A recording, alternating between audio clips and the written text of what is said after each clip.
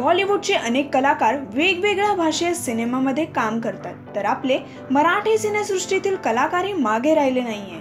मराठीतील स्पृहा जोशी लवकरच एका दाक्षिणात्य चित्रपटात दिसणार असे तिने सोशल मीडिया ट्विटरवर आपला फोटो पोस्ट केला असून debut in south Indian cinema असे कॅप्शन टाकले।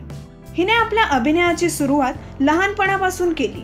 तिने एका लग्नाची दुसरी गोष्ट, एका लग्नाची तिसरी गोष्ट, तर उंच माझा झोका अशी मालिकाही केल्या असून लॉस्ट अँड फाउंड, मोरया असे चित्रपटही केले असून तिने नाटक तर सिनेमासाठी गाणीही लिहिली आहे। तुम्ही स्पृहाला दाक्षिणात्य सिनेमामध्ये पाहण्यासाठी किती उत्सुक आहात हे कमेंट्सद्वारे आम्हाला कळवा। मराठी सिनेसृष्टीच्या ताज्या अपडेट्स व गॉसिपसाठी आमच्या चॅनलला सबस्क्राईब करायला विसरू नका।